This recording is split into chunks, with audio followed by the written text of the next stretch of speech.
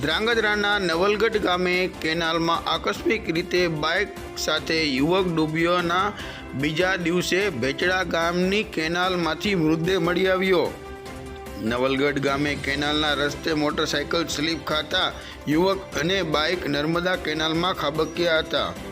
ત્યારે Dhrangadhra fire team, સુરેન્દ્રનગરની fire team તેમજ જિલ્લાના સામાજિક કાર્યકરો તથા તરવૈયાઓ દ્વારા 24 કલાકની વધુ સમય સુધી કેનાલમાં શોધખોળ હાથ ધરાઈ હતી, પરંતુ યુવકનો કોઈ પતો ન મળતા અંતે નર્મદા કેનાલનું પાણી બંધ કરવામાં આવ્યું હતું। ત્યારે આજે વહેલી સવારે જસા પરથી ભેચડા જવાના રસ્તે નર્મદા કેનાલમાં યુવકનો મૃતદેહ તરતો જોવા મળ્યો હતો। ધ્રાંગધ્રા તાલુકાના નવલગઢ ગામે 18 ફેબ્રુઆરીના રાત્રિના 10 વાગ્યાની આસપાસ એક બાઇક સવાર યુવક કેનાલના રસ્તે જ પોતાના ઘરે પાછો ફરી રહ્યો હતો। તે દરમિયાન આકસ્મિક રીતે બાઇક સ્લીપ ખાતા મોરબી બ્રાન્ચની નવલગઢ ગામ નજીક નર્મદા કેનાલમાં બાઇક સાથે યુવક ખાબક્યો હતો।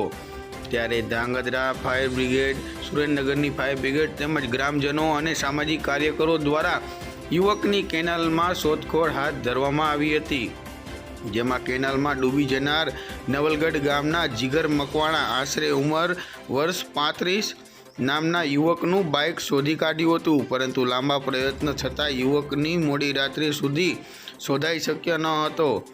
ત્યારે નર્મદા કેનાલનું પાણી બંધ કરાતા 20 ફેબ્રુઆરી અને મંગળવારે સવારના સમયે જસા પરથી ભેચડા જવાના રસ્તે નર્મદા કેનાલમાં એક યુવકની લાશ તરતા જોવા મળતા સ્થાનિકો દ્વારા ધ્રાંગધ્રા તાલુકા પોલીસ સ્ટેશનનો સંપર્ક કરી નવલગઢ ગામે યુવાનના પરિવારજનોને પણ જાણ કરાઈ હતી, જેથી પરિવારજનો દ્વારા તુરંત જસા પરથી ભેચડા જવાના રસ્તે દોડી આવ્યા હતા અને બાદમાં પોલીસને પણ ઘટના સ્થળે પહોંચી અને યુવાનનો મૃતદેહ બહાર કાઢી અને ધ્રાંગધ્રા સરકારી હોસ્પિટલ ખાતે પીએમ અર્થે લઈ જવામાં આવ્યા હતા અને આ ઘટનાની વધુ તપાસ ધ્રાંગધ્રા તાલુકા પોલીસ ચલાવી રહી છે।